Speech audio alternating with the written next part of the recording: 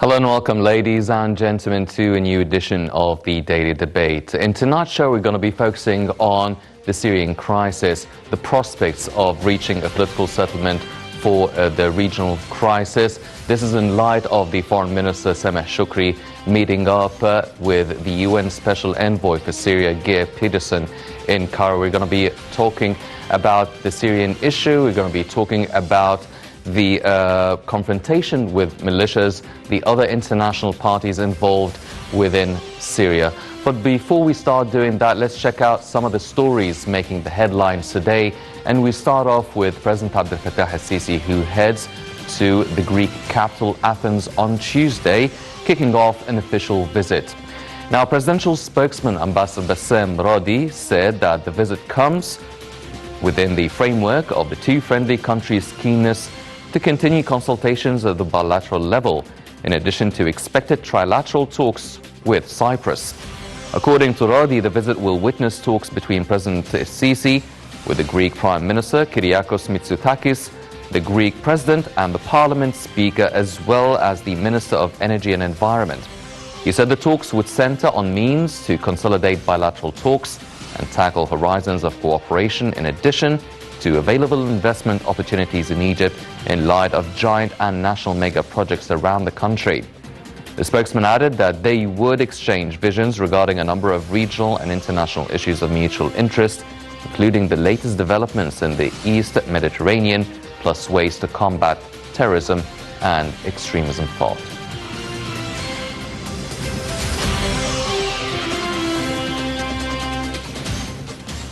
Also today, President Abdel Fattah el-Sisi issued directives for the integration of the Bardawil Lake development in the general strategy framework of developing Sinai.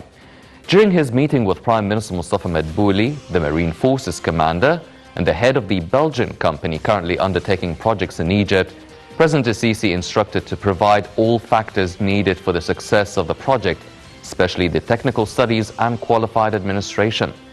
Presidential spokesman Ambassador Bassem Radi said the meeting tackled the current and future projects by the company and the comprehensive scheme for the development of Bardawil Lake in northern Sinai.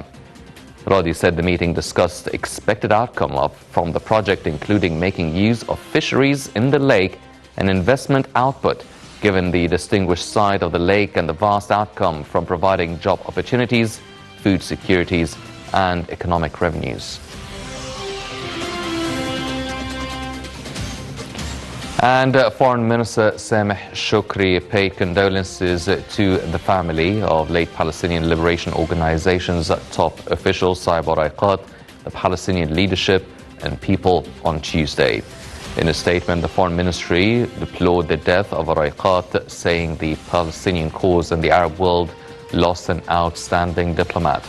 The statement said Erekat had championed tirelessly for restoring the rights of the Palestinian people despite the many obstacles that the cause of his nation went through.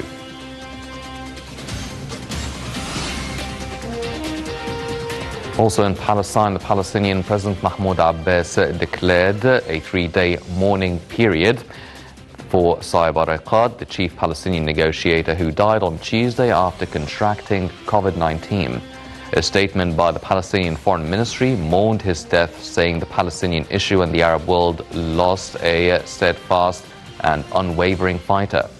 The statement said Erekat had devoted his life for the defense of the Palestinian issue by all diplomatic means, seeking tirelessly to return the Palestinians' rights despite decades of obstacles and hardships.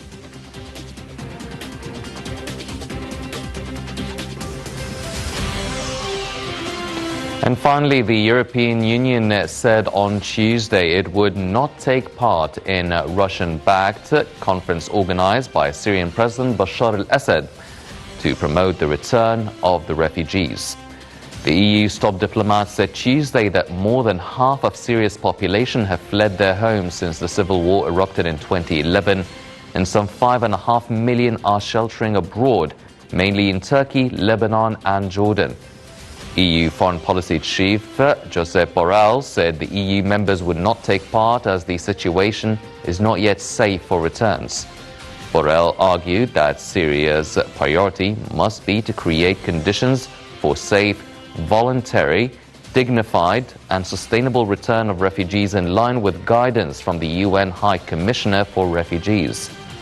Al-Assad wants to hold a two-day conference in Damascus from Wednesday on bringing Syrians home, and Russia's President Vladimir Putin has backed the idea.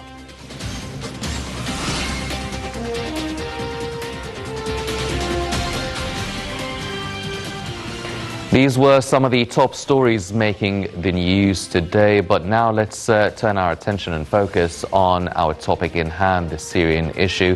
Now, Egypt is following up all the developments taking place to resolve the Syrian crisis through diplomatic means and calls for decisive confrontation with militias. Let's check out this report and we'll be right back.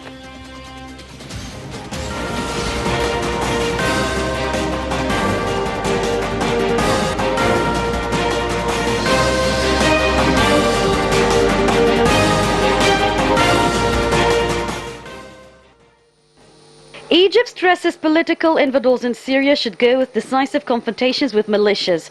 Foreign Minister Sameh Shoukry held talks with the UN Special Envoy for Syria, Geir Pedersen, in Cairo to discuss ways to seek peaceful settlement of the Syrian crisis.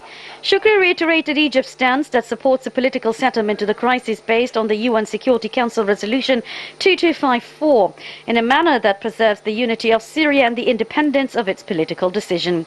The top diplomat underlined Egypt's rejection of any forced demographic changes in Syria, urging for political moves to be made in parallel with effective confrontations with armed terrorist organizations in the war-torn country.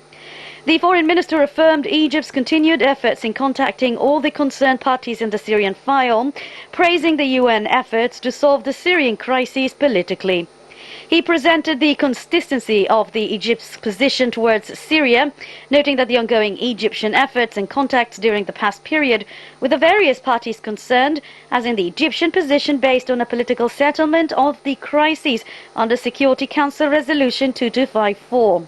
Earlier, Pedersen held similar discussions with Arab League Secretary General Ahmed Abul Ghaid, where they stressed the importance of reaching a peaceful settlement in Syria.